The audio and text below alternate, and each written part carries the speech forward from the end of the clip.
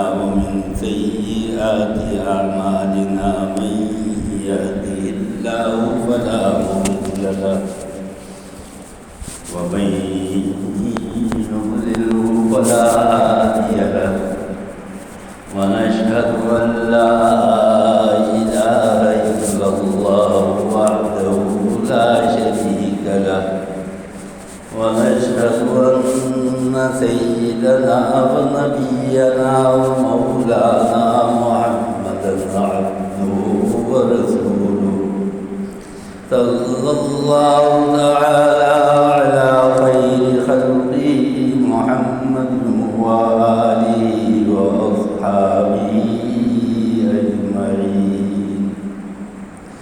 أما بعد فأعوذ بالله من الشيطان الرجيم. بسم الله الرحمن الرحيم. يا أيها الذين آمنوا عليكم وأنفسكم لا يضركم من ضل إذا اهتديتم إلى الله مرجعكم جميعا فينبئكم بما كنتم تعملون. صدق الله مولانا العظيم وصدق رسوله النبي الكريم ونحن على ذلك من الشاهدين والشاكرين والحمد لله رب العالمين.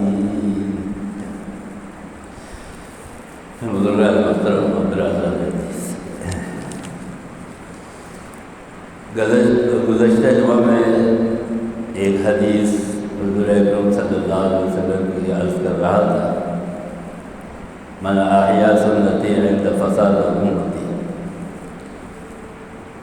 تو اس میں نے یہ بات عرض کی تھی کہ بہت ساری ایسی سنتیں ہیں کہ جو آج حضور اکرم صلی اللہ علیہ وسلم کی ختم ہو رہی ہے اور اس کے اوپر ہماری اور آپ کی توجہ نہیں ہے. ہم اس کو ضروری نہیں سمجھتے. اس میں ایک سنت ہے سرکار دو عالم صلی اللہ علیہ وسلم کی امر بالمعروف اور نہی عن المنکر.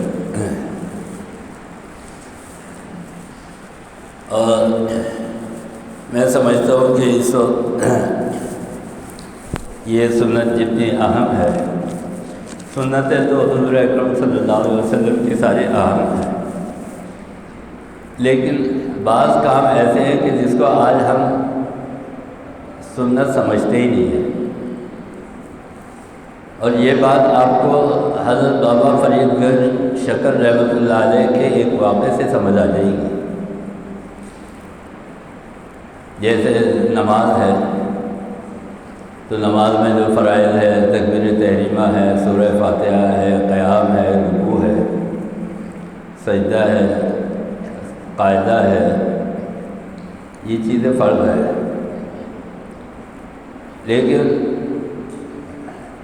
کچھ اور چیزیں بھی فرض ہے. وہ یہ کہ نماز کا ہونا، قبلہ رخ کھڑے ہونا، جگہ کا پاک ہونا، ستر کا ڈھانپنا، یہ بھی فرائض ہے. لیکن اس کو ہم شریعت کی زبان میں شرائط نماز کہتے ہیں کہ اس کے بغیر نماز تو نہیں ہوتی، لیکن یہ فرض میں داخل نہیں ہے.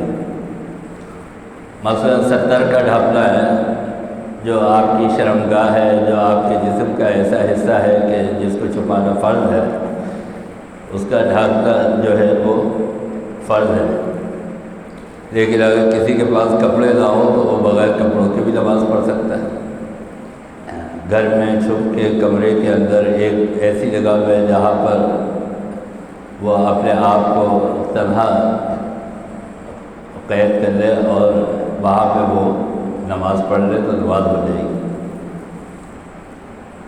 حضرت بابا فرید گنج شکر رحمۃ اللہ علیہ کا واقعہ لکھا ہے کہ ایک عالم حضرت بابا فرید شکر گنج رحمۃ اللہ علیہ کی بزرگی کے اور کرامت کے قائل نہیں تھے، اس کو نہیں مانتے. ایک مرتبہ بابا فرید گنج شکر رحمۃ اللہ علیہ کی خدمت میں حاضر ہوئے تو حضرت نے بڑا استقبال کیا، بہت ان کو عزت دی اور کہا کہ آپ کا اختلاف اپنی جگہ، لیکن یہ ہے کہ آپ کبھی کبھی ہمارے پاس آ جایا کریں تو آپ کے سارے اشکال جو ہے وہ دور ہو جائیں گے۔ تو حضرت بابا فرید گنج شکر رحمۃ اللہ علیہ نے فرمایا کہ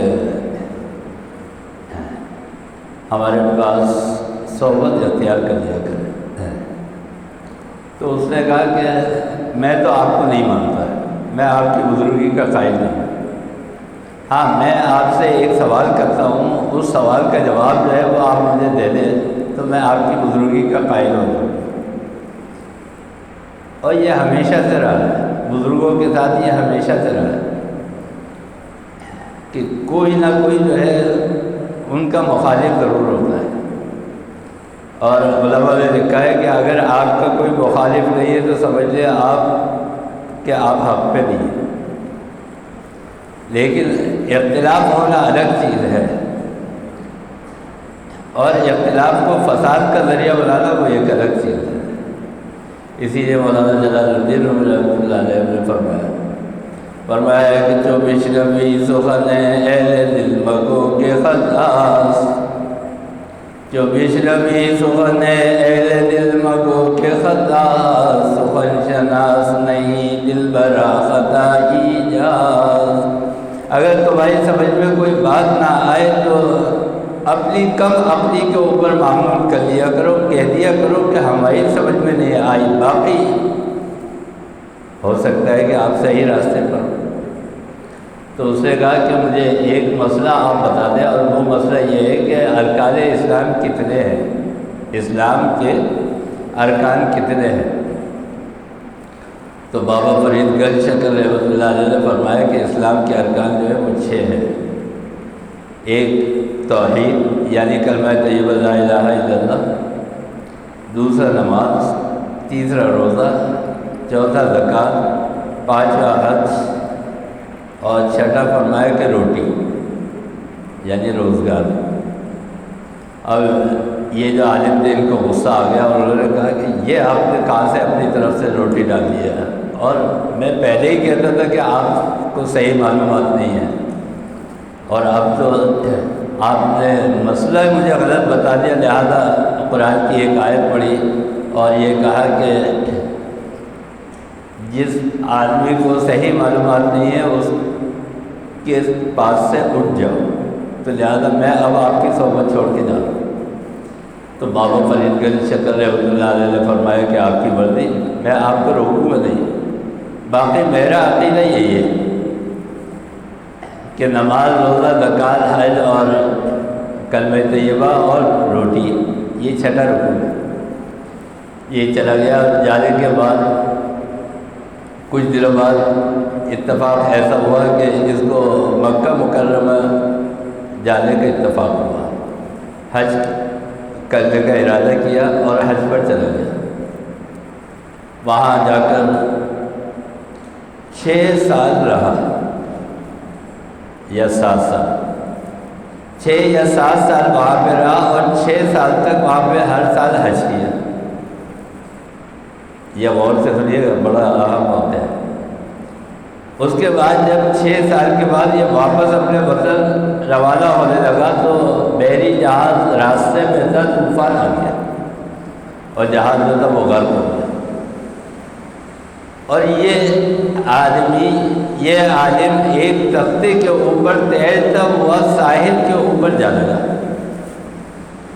اور وہاں پر ایک غار تھا، پہاڑوں کا ایک سلسلہ تھا، پہاڑی علاقہ تھا، وہاں پر یہ ساحل پہ اترا، اور ایک غار کے اندر جہاں بڑے بڑے اونچے اونچے پہاڑ تھے وہاں پر جا کر اس نے پناہ لی۔ اب وہاں نہ کوئی درخت، نہ کوئی پتا، پیسے اس کے پاس موجود نہیں، اور اگر وہاں پہ کسی جگہ پہ ایک آدمی تھا وہ سفر کے اوپر جا رہا تھا، اس زمانے میں اونٹوں پر، ڈھلوں کے اوپر، گھوڑوں کے اوپر سفر ہوا کرتا تھا، تو اس کے پاس سونے کی اشرفیت تھی، لیکن راستہ بھول گیا، ایسی جگہ پہنچ گیا بالکل وادی غیر ذی درا کہ جہاں نہ کوئی پتا ہے، نہ کوئی گھاس ہے، نہ کھانے کی کوئی چیز ہے۔ جب کئی دن ہو گئے، فاقے سے مرنے لگا، تو اشرفیہ کھول کے زمین پہ ڈالی، اور شیخ سعدی رحمۃ اللہ علیہ نے بڑا اچھے الفاظ لکھے ہیں، لکھا ہے کہ شر غم گفت ابے ذنوق رہے خواب۔ اس نے کہا کہ آج اگر میرے پاس شلجم کے کچھ پتے ہوتے، گھاس کھانے کے لیے میرے پاس ہوتی، تو وہ تو میری جان بچا سکتی تھی، یہ سونا اور چاندی میری جان نہیں بچا سکتی۔ شر غم گفت ابے ذنوق رہے خواب، شلجم کے پتے جو ہے وہ میری جان بچا سکتے تھے، یہ سونا اور چاندی اس نے نکال کے رکھ دی کہ یہ میرے کام نہیں آ سکتا۔ آج میں جان سے جا رہا ہوں، لیکن یہ سونا اور چاندی کسی کام کا۔ تو میں یہ بتا رہا تھا کہ وہ آدمی جو ہے یہ غار کے اندر، اب سب کچھ غرق ہو گیا جہاز کے اندر، تو اس کے بعد نہ پیسہ بچا، نہ کوئی چیز، بس جو تن پہ کپڑے تھے۔ کئی دن گزر گئے، اللہ تعالیٰ سے دعا کی، اے اللہ میری کیا خطا تھی؟ اور جب انسان کسی مصیبت میں آتا ہے نا، تو پھر اللہ کی طرف رجوع کرتا ہے، کہنے لگا اے اللہ میری کیا غلطی تھی جس کی وجہ سے مجھ پر یہ آفت آئی، مصیبت آئی، 6 حج کر کے میں آ گیا اور میرے کچھ کام نہیں آیا، آج میں جان سے جا رہا ہوں۔ تو دعا کرنے لگا کہ اے اللہ میری مدد کر۔ اتنے میں کئی دن گزرے تھے، ایک آدمی آواز لگاتا ہوا آیا، کوئی چیز بیچ رہا تھا، کھانے کی روٹیاں بیچ رہا تھا۔ تو یہ فوراً بھاگا اور باہر نکلا، غار سے باہر نکلا اور دیکھنے لگا کہ کون ہے۔ اس نے دیکھا روٹیاں بیچ رہا، اس نے اللہ کا شکر ادا کیا۔ روٹی والے نے کہا کہ مجھے روٹی چاہیے لیکن میرے پاس پیسے نہیں۔ آج آپ کسی دکان پہ چلے جائیں، دودھ والے کے پاس چلے جائیں، آپ اس سے کہیں کہ یار ابھی آخری مہینہ ہے، میرے پاس پیسے نہیں ہیں، ایسا کرو تم دودھ دے دو، پیسے میں بعد میں دے دو۔ وہ کہے گا بھائی پیسے نہیں ہے تو جائیے، آپ دودھ میں نہیں دے سکتا۔ تو کاروبار والا آدمی تو کاروبار کرتے ہی پیسے کے لیے۔ تو اس نے کہا کہ اچھا تمہارے پاس پیسے نہیں ہیں، تو ایسا کرو کہ میری ایک شرط ہے، روٹی میں دے دوں گا۔ اب یہ کئی ہفتوں سے بھوکا، جال پہ بنی ہوئی، اس نے کہا ٹھیک ہے مجھے جو بھی تمہاری شرط ہوگی منظور ہے۔ اس نے کہا کہ مجھے 6 سال کی نمازیں جو ہے وہ دے دو، اپنی 6 سال کی نمازیں، اپنی جو زندگی میں تم نے پڑھی ہے وہ زندگی کی ساری نمازیں تم مجھے دے دو تو میں تمہیں روٹی دے دوں۔ یہ مرتا کیا نہ کرتا، اس نے بولا جان بچانے کے لیے۔ اب کون سا اللہ میاں دیکھ رہے ہیں، کوئی بندہ دیکھ رہا ہے، چلو اس نے بولا میں اپنی زندگی کی نمازیں تمہیں دے دوں۔ اس نے نمازیں دے دی، زبانی بات نہیں، نمازیں دے دی، اس نے روٹیاں دے دی۔ اب اس کے بعد یہ چلا گیا، جس سے پوچھا بھائی تو بتا دے کہاں رہتا ہے، کہاں سے یہ جنگل میں آیا تھا تاکہ مجھے دوبارہ روٹی کی ضرورت پڑے۔ اب پیسے نہیں ہے لیکن ایک آس ہے کہ بھائی، اس نے بولا بھائی یہ میں نہیں بتاتا میں کہاں رہتا ہوں۔ وہ نظروں سے غائب ہو گیا۔ اس کے بعد پھر کئی دن گزرنے کے بعد اب یہ پھر مرنے لگا، جان پہ بن گئی، پھر آواز آئی، دیکھا وہی آدمی۔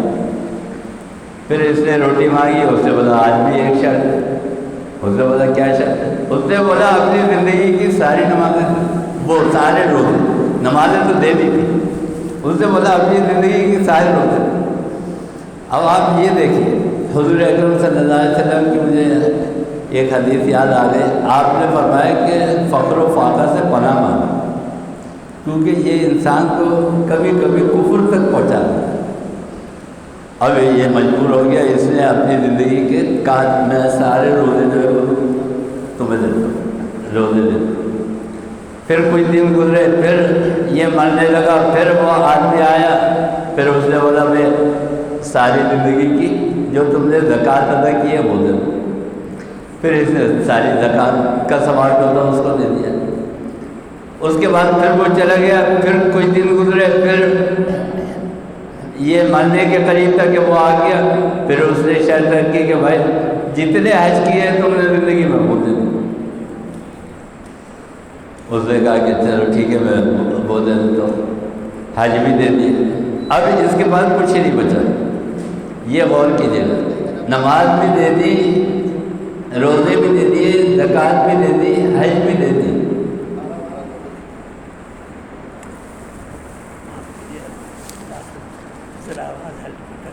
سمجھ نہیں آ رہے۔ تو وہ جو تھا اس نے حج بھی دے دیے۔ اب اس کے بعد جو ہے وہ کچھ دن گزرے، پھر بھوک سے یہ مرنے لگا۔ پھر اس کے بعد جو تھا وہ آدمی آیا تو اس نے روٹیاں مانگی اور کہا کہ اب میرے پاس کچھ بھی نہیں ہے، بس اتنی صحیح۔ اس نے کہا کہ اب میرے پاس کچھ بھی نہیں ہے۔ اس نے بولا اچھا تمہارے پاس اگر کچھ نہیں ہے تو ایک کام کرو، مجھے ایک پرچہ جیسے اس پرچے پہ لکھا ہوا ہے، ایک پرچے پہ لکھ کے دے دو کہ میں نے اپنی زندگی کے نماز، روزہ، زکوٰۃ، حج جتنی چیزیں تھیں وہ سب ان کو بخش دی، ان کو دے دی۔ اس نے بولا چلو ٹھیک ہے میں لکھ کے دے دوں، اور اس نے ایک کاغذ کے اوپر لکھ کے دے دی۔ صحیح، تو اس نے لکھ کے دے دیا۔ اب آ رہی ہے حضرت سے، آ رہی ہے اب صحیح آواز صحیح؟ تو اس نے لکھ کے دے دیا۔ اب اللہ کا کرنا یہ دیکھیے، اب کچھ دنوں بعد وہاں ساحل کے اوپر ایک جہاز آیا، اس نے آواز دی، اس نے اپنی مجبوری بیان کی، وہ جہاز اس کے وطن کی طرف جا رہا تھا، انہوں نے اس کو بٹھا لیا۔ اس کو بٹھانے کے بعد یہ اپنے وطن پہنچ گیا۔ اب یہ آپ یاد رکھیے گا، میں اسلام کے 6 ارکان کے بارے میں بتا رہا ہوں۔ اب یہ اپنے وطن پہنچ گیا، وہاں وطن پہنچ کر حضرت بابا فرید گنج شکر رحمۃ اللہ علیہ کی خدمت میں حاضری دی، اور حاضری دے کے انہوں نے پوچھا کیا حال ہے، خیریت ہے؟ انہوں نے بولا خیریت کہا ہے، ایسے ایسے ہوا، میں سفر پہ گیا، 6 سال مکے میں رہا، حج کیا، اس کے بعد ایک جگہ پھنس گیا، طوفان غرق ہو گیا، اور پھر آج میں وطن واپس پہنچا۔ انہوں نے بولا اچھا ٹھیک ہے، ہم تو تمہیں پہلے ہی کہتے تھے کہ بھائی ہم سے تعلقات خراب نہ کرو، اللہ والوں سے تعلقات خراب نہ کرو۔ ایک حدیث میں فرمایا کہ من عادی لی ولیا فقد آذنتہ بالحرب، جو اللہ کے ولی کے ساتھ اپنے تعلقات خراب کرے گا، اللہ کے ولی کے ساتھ جو ہے اپنی دشمنی رکھے گا، اور یہ اللہ کے ساتھ تعلقات خراب رکھے گا، اللہ تعالیٰ فرماتے فقط آذنتہ بالحرب، تو پھر میں اس کے ساتھ جنگ کرتا ہوں۔ خیر انہوں نے کہا کہ بھائی تم ہمارے ساتھ تعلقات خراب نہیں کرتے تو یہ نہیں ہوتا۔ اس نے کہا نہیں، میں آج بھی ارکان اسلام کے بارے میں اپنے موقف پر قائم ہوں کہ وہ 5 ہیں، اور آپ بتا دیں اگر 6 ہے تو کون سی کتاب میں لکھا ہوا ہے؟ انہوں نے کہا اچھا ٹھیک ہے یہ ایک کتاب دو۔ انہوں نے کتاب دے دی۔ اب یہ اس کو پڑھنے لگا، اب کتاب کھولا تو سارے ورق جو تھے وہ خالی، سارے صفحے خالی، ایک پرچہ نکلا اس کے اندر۔ اب اس نے جو غور سے دیکھا تو یہ پرچہ وہی ہے جس میں اس نے اپنے نماز، روزہ، زکوٰۃ، حج اس کو بخشے تھے، اس آدمی کو بخشے تھے۔ اب یہ جو دیکھا ہے اس نے بڑا حیران ہوا، سمجھ گیا کہ یہ حضرت بابا فرید گنج شکر رحمۃ اللہ علیہ کی کرامت ہے، اور یہ جو سب کچھ ہوا ہے یہ انہی کی وجہ سے ہوا۔ تو قدموں میں گر گیا، پاؤں پڑ گیا اور کہنے لگا کہ حضرت میں معافی چاہتا ہوں۔ حضرت بابا نے فرمایا کہ دیکھو میں نے نہیں کہا تھا کہ اسلام کے 6 ارکان ہیں، اس میں ایک روٹی بھی ہے۔ کیوں؟ بعض اوقات انسان کے فقر و فاقہ کی وجہ سے اس کا دین ایمان جو ہے وہ خطرے میں پڑ جاتا ہے، دین ایمان بھی جو ہے وہ ختم ہو جاتا ہے۔ اس لیے میں نے کہا تھا کہ 6واں رکن جو ہے وہ یہ روٹی ہے، یعنی انسان جو ہے وہ فقر فاقہ سے بچ جائے۔ تو خیر میں یہ عرض کر رہا تھا کہ کبھی کبھی ہم ان چیزوں کو، ان ارکان اسلام کو کہ جو فرض عین تو نہیں ہے لیکن فرض ہے، جیسے یہ میں نے حدیث تلاوت کی، من رأى منکم منکرا، یہ حدیث ہے سرکار دو عالم صلی اللہ علیہ وسلم کی، اور بڑی مشہور حدیث ہے کہ تم میں سے کوئی شخص جب دیکھے منکرن برائی کو ہوتا ہوا، اب یہ رعا کے معنی آتے ہیں دیکھنے کے، قرآن کریم کے اندر فرمایا گیا ارائیت الذی یکذب بالدین فذلک الذی یدعو الیتیم، کہ کیا تم نے نہیں دیکھا؟ تو حضرت امام شافعی رحمۃ اللہ علیہ نے دیکھا کہ ان کے سامنے کوئی آدمی جھگڑ رہا ہے اور کسی مسئلے پہ جھگڑ رہا ہے، حضرت امام شافعی رحمۃ اللہ علیہ موجود ہے اور کہہ رہا ہے کہ یہ مسئلہ جو ہے اس طرح ہے، شریعت کے اندر یہ مسئلہ اس طرح ہے۔ آج بھی جیسے ہم بحث کرتے ہیں ایک دوسرے کے ساتھ کہ نہیں یہ تو ایسے ہیں، نماز تو ایسے پڑھتے ہیں، نماز تو ایسے پڑھتے ہیں، تو حضرت امام شافعی رحمۃ اللہ علیہ نے فرمایا کہ ٹھہر جاؤ، رک جاؤ۔ کیوں؟ ایک بات ارشاد فرمایا کہ فَسَوْفَ تَرَىٰ اِذَا انْكَشَفَ الْغُبَارُ، سامنے سے غبار اڑ رہا ہے، مٹی اڑ رہی ہے، کوئی سوار آ رہا ہے، کسی سواری کے اوپر سوار ہے، ایک آدمی کہہ رہا ہے کہ یہ گھوڑے کے اوپر سوار ہے، دوسرا آدمی کہہ رہا ہے کہ یہ تو گدھے کے اوپر خچر پہ سوار ہے، اب دونوں میں جھگڑا ہو۔ امام شافعی رحمۃ اللہ علیہ فرمایا کہ فَسَوْفَ تَرَىٰ اِذَا انْكَشَفَ الْغُبَارُ فَسَوْفَ تَرَىٰ اِذَا انْكَشَفَ الْغُبَارُ أَفَرْسٌ تَحْتِ رِجْلِكَ أَمْ حِمَارُ، تھوڑی دیر رک جاؤ، یہ غبار چھٹنے دو، یہ مسئلہ صاف ہو جائے گا تو تمہیں پتہ چل جائے گا کہ یہ سوار جو ہے گھوڑے پر سوار ہے یا گدھے کے اوپر سوار ہے۔ جب بھی کوئی آپ کو مسئلہ درپیش ہو، آپ کسی سے بحث کر رہے ہو، آپ رک جائیں، ٹھہر جائیں، خود بخود تھوڑی دیر میں آپ کو پتہ چل جائے گا کہ صحیح کون ہے اور غلط کون ہے۔ تو میں یہ بتا رہا تھا کہ حضور اکرم صلی اللہ علیہ وسلم نے فرمایا کہ تم میں سے کوئی شخص دیکھے برائی ہوتے ہوئے، من رأى منکم فلیغیرہ بیدہ، تو اس کو چاہیے کہ وہ اپنے ہاتھ سے، اگر وہ طاقت رکھتا ہو، یغیرہ، اس کو بدل دے، یعنی اس کو روک دے، ختم کر دے، برائی کو روک دے۔ آج ہمارے سامنے کتنی برائیاں ہو رہی ہوتی ہیں،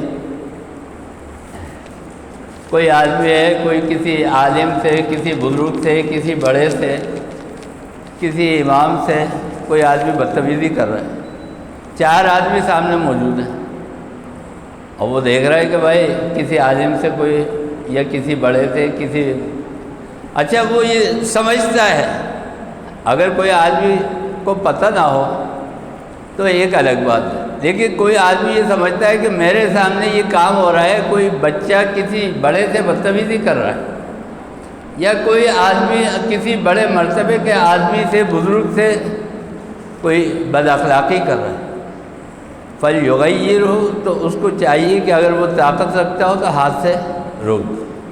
لیکن ہم اور اب کیا ہے، مصلحت کا شکار ہوتا ہے، ارے یار میں اس وقت بولوں گا، میں تو نہیں بول سکتا، اب دونوں میں سے میں ایک سائڈ لوں گا، ایک کی سائڈ لوں گا، اگر اس کا ساتھ دوں گا تو یہ ناراض ہو جائے گا، یہ تو بھائی میرے محلے میں رہتا ہے، میرے پڑوس میں رہتا ہے، اس سے میں اپنے تعلقات، برائی ہو رہی ہے، وہ روک نہیں رہا ہے، کیوں؟ میرے تعلقات خراب ہو جائیں، یار اس وقت میں بول نہیں سکتا۔ ہمارے یہاں کیا ہو رہا ہوتا ہے، خاندان کا سربراہ ہے، بڑا ہے، ایک بیٹا اپنے بچے کی شادی کر رہا ہے، یہ دادا ہے، اب سنیے آپ غور سے، یہ دادا ہے یا نانا ہے، یہ آدمی خاندان کا بڑا ہے، کیونکہ بڑا جو ہے وہ سرپرست ہوتا ہے، تو یہ نانا ہے، دادا ہے، ظاہر بات ہے پر دادا اور پر نانا تو نہیں ہوں گے، اتنی عمریں تو نہیں ہے آج کل کے دور میں، تو اگر دادا ہے، اس کا بیٹا اگر اپنے بچوں کی شادی کر رہا ہے اور اس کے اندر آپ نے پوچھا کہ بھائی اس میں تم نے پارٹیشن رکھا ہے، مردوں اور عورتوں کا انتظام الگ الگ ہے یا ایک ساتھ ہے، ایک ساتھ بیٹھے گی یا الگ الگ بیٹھے گی؟ وہ کہتا ہے نہیں مولانا صاحب آج کل تو ایسے ہی چل رہا ہے اور تقریبات میں ایسے ہی ہوتا ہے، سب فیملیاں جو ہے وہ اپنے ساتھ بیٹھتی، اپنے گھر والوں کے ساتھ بیٹھتی، مرد اور عورت کا اختلاط ایک ساتھ بیٹھتی۔ بھائی یہ غلط ہے، شرعی لحاظ سے غلط ہے، گناہ کبیرہ ہے۔ اچھا یہ جو امر بالمعروف نہی عن المنکر ہے نا، برائی سے روکنا، اس میں دو قسم ہیں۔ ایک قسم تو ہے انفرادی، کوئی بات ہو رہی ہو، استاد اگر شاگرد کو دیکھے کہ شاگرد جو ہے وہ استاد کے ساتھ بدتمیزی کر رہا ہے، کسی بڑے کی بات نہیں مان رہا ہے، کسی ٹیچر کے ساتھ جو ہے بدزبانی کر رہا ہے، یہ ہے انفرادی۔ اب یہ اس بچے کو ڈانٹے مارے، اور اگر وہ طاقت رکھتا ہو تو اس برائی کو روک دے کہ نہیں تم غلط کرو، بڑوں کا ادب کرو، بڑوں کے ساتھ عزت اور احترام سے پیش آؤ۔ یہ انفرادی امر بالمعروف ہے، انفرادی تبلیغ ہے، یہ ہے آپ کے اوپر فرض۔ یہ تبلیغ جو ہے یہ آپ کے اوپر فرض ہے۔ دوسرے کیا ہے، ایک اور تبلیغ ہے، یہ بھی تبلیغ ہے، امر بالمعروف و نہی عن المنکر ہے، یہ ہے سنت۔ مثلا آپ تبلیغ کر رہے، کوئی نماز نہیں پڑھتا، آپ تبلیغ والے جو ہے وہ جاتے ہیں، ساتھ جاتے ہیں، گھروں کے اوپر دستک دیتے ہیں، اچھائی کی تلقین کرتے ہیں، برائی سے منع کرتے ہیں، نماز کے لیے حکم دیتے ہیں۔ اچھا اب آپ اپنے محلے میں رہتے ہیں، اپنے محلے والے کو کہہ سکتے ہیں، آپ اپنے کاروبار میں جو آدمی آپ کے ساتھ کام کرتا ہے اس کے ساتھ آپ اس کو تبلیغ کر سکتے ہیں۔ میں نے دیکھا، میں جس ادارے میں کام کرتا تھا، ایک مرتبہ ہمارے افسر ایسے آ گئے کہ وہ افسر جو تھے وہ نماز کے پابند تھے، اگرچہ متشرع نہیں تھے، داڑھی واڑی نہیں تھی، کوئی متقی پرہیزگار اس لحاظ سے نہیں تھے، لیکن یہ کہ نماز کے پابند تھے۔ اور یہ چیز بعض اوقات عادتاً بھی آ جاتی ہے، والدین کی تربیت سے بھی پیدا ہو جاتی ہے، تو نماز کے پابند تھے بڑے افسر۔ اب وہ جب ہمارے افسر بن کے آئے تو ہم تو خیر نماز پڑھتے ہی تھے الحمدللہ، لیکن میں نے یہ دیکھا کہ جب وہ ہمارے ڈپارٹمنٹ میں آئے تو جب وہ ظہر کا وقت ہوتا تھا نماز کے لیے جاتے تھے، انہوں نے بولا بھائی وہ ایس ڈی او صاحب جو وہ نماز کے لیے جا رہے ہیں، اذان ہوئی نماز کے لیے جا رہے ہیں، اور وہ سارا کا سارا اسٹاف جو تھا وہ نماز کے لیے جا رہا ہے۔ انہوں نے بولا بھائی کل میں نماز کے لیے گیا، ظہر میں نماز کے لیے گیا تو تم نماز میں نہیں تھے، پوچھ لیا کہ بھائی تم کہاں تھے، تم نماز میں نہیں تھے۔ ابھی یہ جو تھا بڑا پریشان ہوا، اس نے بولا بھائی یہ ایس ڈی او صاحب جو ہے کلاس سے نہیں، حالانکہ وہ ڈیوٹی کا حصہ نہیں ہے کہ بھائی آپ نے نماز کیوں نہیں پڑھی، لیکن نماز تو فرض ہے۔ تو اس نے بولا بھائی ایس ڈی او صاحب پوچھیں گے۔ اب دوسرے دن پتہ چلا سارا کا سارا اسٹاف جو ہے وہ مسجد بھر گئی۔ امام صاحب نے بولا بھائی کیا بات ہے، یہ مسجد جو ہے بھر گئی، لوگ آنا شروع ہو گئے۔ پتہ چلا وہ ایس ڈی او صاحب نماز پڑھنے آتے، سارے کے سارے آ جاتے۔ کاروبار کے اندر کوئی سیٹ صاحب جو ہے وہ نماز پڑھنے لگے، سارے کا سارا عملہ جو ہے وہ نماز پڑھ۔ یہ کہانی شروع ہوتی ہے، میں بتا رہا ہوں، اوپر سربراہ سے، جو بڑا آدمی ہوتا ہے نا، جب وہ دین کے اوپر چلنے والا ہوتا ہے تو نیچے کے جتنے لوگ ہوتے ہیں وہ سارے کے سارے دیندار ہوتے ہیں۔ یہ اللہ تعالیٰ کا نظام ہے۔ تو حضور اکرم صلی اللہ علیہ وسلم نے فرمایا، میں بتا رہا ہوں، دادا ہے، اس کا بیٹا اگر اپنے بچوں کی شادی کر رہا ہے اور دادا نے یہ پوچھا کہ بھائی اس میں مرد اور عورت الگ الگ بیٹھے گی یا ایک ساتھ، اب یہ بیٹا بولتا ہے کہ بھائی نہیں ابا جان آج کل تو ایسے ہی چل رہا ہے، ایک ساتھ بیٹھتے ہیں فیملی ساتھ میں۔ اب ایسا کیا ہے، یہ باپ کے ہاتھ میں طاقت ہے، اولاد جو ہے اس کے ماتحت ہے۔ باپ بول دے کہ بھائی میں شادی میں نہیں آؤں گا، اگر تم نے پارٹیشن نہیں کیا، اگر مرد اور عورت کو الگ الگ نہیں بٹھایا تو میں شادی میں شریک نہیں ہوں۔ آپ دیکھیں کہ یہ کس طرح نہیں ہوتا۔ میں یہ بتا رہا ہوں، ہر ایک کی اپنی اپنی طاقت ہے۔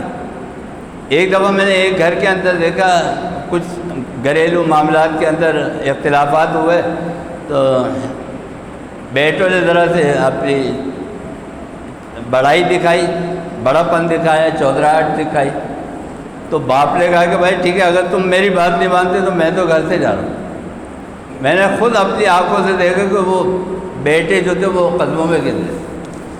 تو میں یہ بتا رہا ہوں ہوتا کیا ہے۔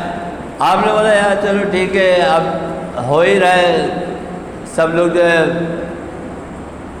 مسڈ گیدرنگ، اس کو ہم کہتے ہیں مسڈ گیدرنگ ہو رہی ہے شادی بیاہ میں، چلو مرد اور ساتھ ہے۔ اب بیٹا کہہ رہا ہے میں کیا کروں، میں تو کچھ نہیں کر سکتا، ایسے ہی ہو رہا ہے، چھوڑ دیا۔ اگر باپ نے چھوڑ دیا تو پھر کیا ہوگا، پھر دوسرے آدمی کو بھی ہمت ہوتی ہے، بولتا ہے یار چلو ٹھیک ہے، ایک چیز میں چھوڑا، اب بیٹے کو پتا ہے کہ باپ نے کمپرومائز کر لیا، اب وہ دوسرا کوئی کام کر رہا ہے، اس میں غلطی کر رہا ہے، اب اس کو پتا ہے کہ میں باپ سے کہوں گا باپ مان جائے گا، کیونکہ وہاں شادی بیاہ کے معاملات میں رسم و رواج ہے ہمارے یہاں، یہ ایسا ہماری زندگی کا حصہ بن چکے ہیں، ایسا لازمی جز بن چکے ہیں کہ شاید یہ کوئی شرعی تقاضا ہے۔ ہندوؤں کی طرح مائیوں بھی تقریب ہو رہی ہے، ہندوؤں کی طرح مہندی کی تقریب بھی ہو رہی ہے، یورپ کی طرح جو ہے وہ ناچ گانے بھی ہو رہے ہیں، گانا بھی ہو رہا ہے، لڑکیاں ڈانس بھی کر رہی ہیں، اور انتہا تو یہ ہے کہ لڑکا لڑکی ماں باپ کے سامنے رقص و سرور کر رہے ہیں، ناچ گانے کر رہے ہیں ماں باپ کے سامنے، اب یہ خاموش۔ بھائی یہاں تو آپ روکے، یہ اولاد آپ کی ماتحت ہے۔ حدیث میں آتا ہے حضور اکرم صلی اللہ علیہ وسلم نے فرمایا کہ تم میں سے ہر شخص جو ہے وہ کسی نہ کسی کا ماتحت ہے، اور اس کے اوپر جو ہے کفایت کرنے والا اس سے سوال جواب ہوگا جو اس کے نیچے ہے۔ یہاں تک کہ ایک آدمی اگر کاروبار میں اس کا جو اسٹاف ہے وہ اگر نماز نہیں پڑھتا ہے تو سیٹ سے سوال ہوگا کہ تم نے اس کو نماز کے لیے کہا تھا یا نہیں کہا تھا۔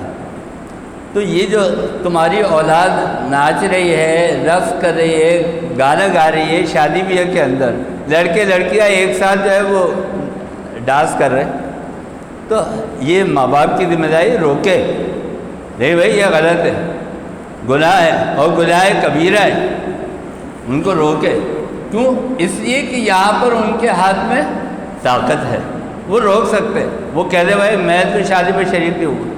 اگر باپ یہ کہہ دے کہ میں شادی میں شریک نہیں ہوں گا اگر تم نے سادگی سے شادی نہیں کی، اگر اس کے اندر جتنا فسق اور فجور ہے، ناچ گانے ہیں، ڈانس ہے، مہندی مائی ہے، اگر تم نے یہ کیا تو میں نہیں آؤں گا۔ اب دیکھیں پوتے کی شادی میں دادا اگر یہ اسٹینڈ لے لے، بیٹا کیسے نہیں مانے؟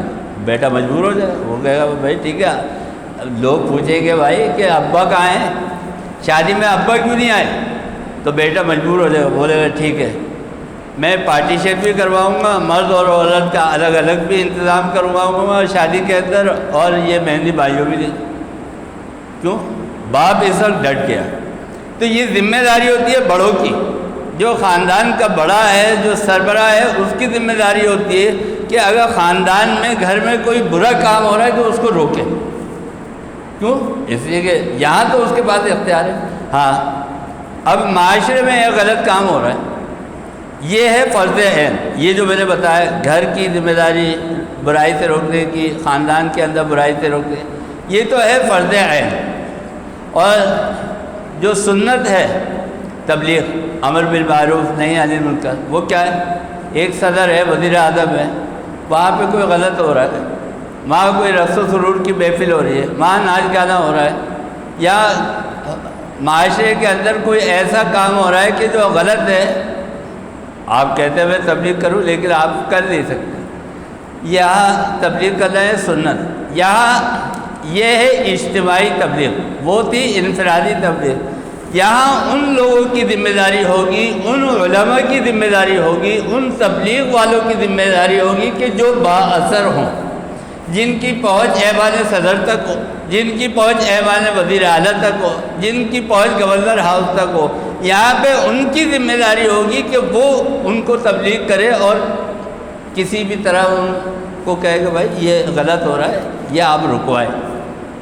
اسٹیٹ کی ذمہ داری ہے کہ اگر اسٹیٹ کے اندر کوئی غلط کام ہو رہا ہے اس کو آپ کی ذمہ داری نہیں ہے. آپ پہنچیں گے نہیں وہاں پہ تو غلط ہو رہا ہے، آپ لاٹھی لے کے پہنچ جائیں اپنے سوسائٹی کے لوگوں کو، چلو بھائی جا کے ہم احتجاج کرتے ہیں، پتہ چلا آپ کو مار الگ پڑے گی وہاں پہ پولیس والوں سے اور اٹھا کے جیل میں بند کر دیں گے. یہ آپ کا کام نہیں تھا، یہ ان علماء کا، ان تبلیغ والوں کا کام تھا جن کی اجتماعی تبلیغ کی ذمہ داری تھی. آپ بلا وجہ مصیبت پہ آ گئے. حضور اکرم صلی اللہ علیہ وسلم نے فرمایا کہ کوئی ایسا کام نہ کرو کہ جس سے تم مشقت کے اندر پڑ جاؤ، جس سے تم کسی مصیبت کے اندر آ جاؤ. تو آپ کا کام نہیں ہے کہ آپ جا کے 4-5 آدمی، اب جہاں 8 کروڑ کی آبادی ہو وہاں پہ 800 آدمی جا کے احتجاج کریں تو اس کا کوئی فائدہ نہیں ہوگا. تبلیغ جو ہے وہ حکمت کے ساتھ کی جاتی ہے. تو حضور اکرم صلی اللہ علیہ وسلم نے فرمایا کہ یہ ہے، اور ہم اور آپ تبلیغ کرتے ہیں، اصل میں اس میں حکمت نہیں ہوتی.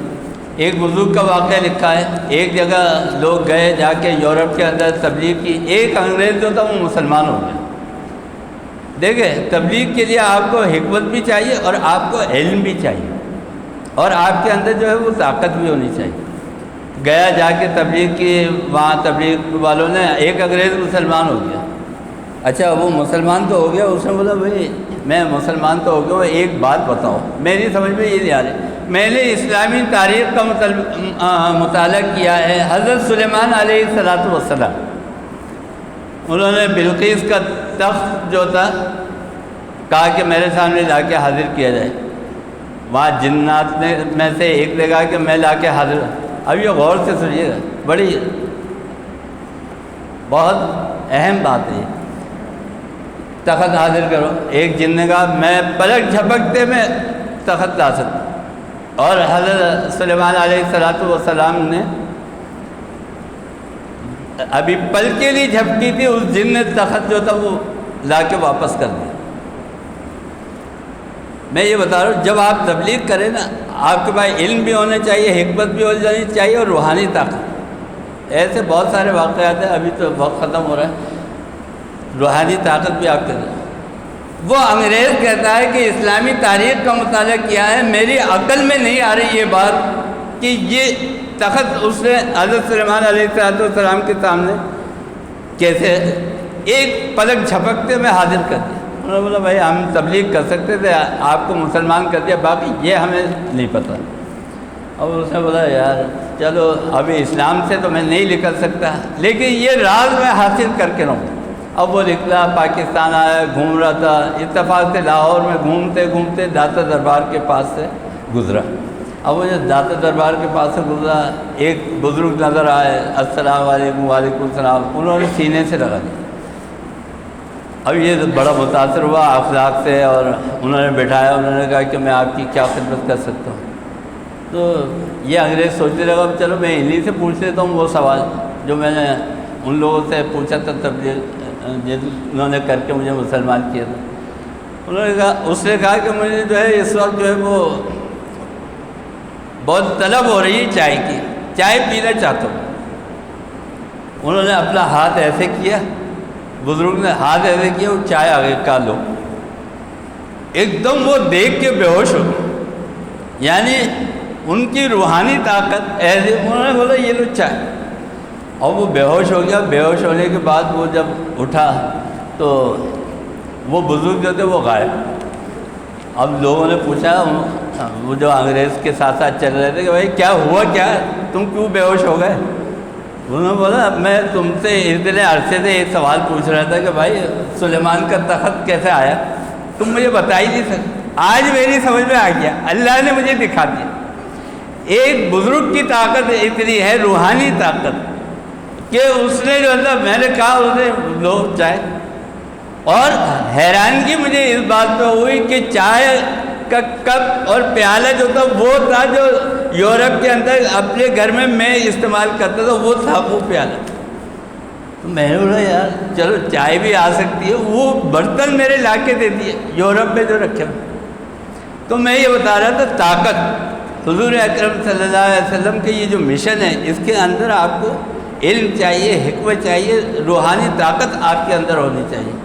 تو تو اس میں دو چیزیں ہیں امر بالمعروف کے اندر، ایک انفرادی تبلیغ اور ایک اجتماعی تبلیغ۔ حضور اکرم صلی اللہ علیہ وسلم نے فرمایا فَإِن لَّمْ يَسْتَطِعْ فَبِلِسَانِهِ، اور اگر تمہارے اندر طاقت نہ ہو ہاتھ سے روکنے کی تو پھر تم کیا کرو، پھر اس کو زبان سے منع کرو۔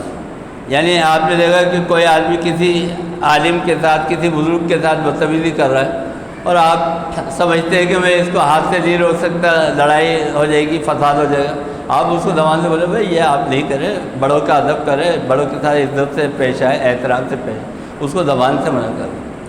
فَإِن لَّمْ يَسْتَطِعْ فَبِقَلْبِهِ، اور اگر زبان سے بھی آپ نہیں کہہ سکتے، اگر آپ سمجھتے ہیں کہ یہ بھی میرے طاقت میں نہیں تو فَبِقَلْبِهِ، پھر دل سے آپ اس کو برا سمجھیں۔ اس کی بہت وسعت والی یہ حدیث ہے حضور اکرم صلی اللہ علیہ وسلم کی۔ انشاءاللہ کچھ اور باتیں ہیں جو آئندہ جمعہ عرض کروں گا۔ اب دعا کیجیے کہ اللہ تعالی ہمیں اور آپ کو سب کا عمل کی توفیق عطا فرمائے۔ اللہم ارنا الحق حقا وارزقنا اتباعہ وارنا الباطل باطلا وارزقنا اجتنابہ، وصلی اللہ تعالی علی خیر خلقہ محمد وآلہ واصحابہ اجمعین برحمتک۔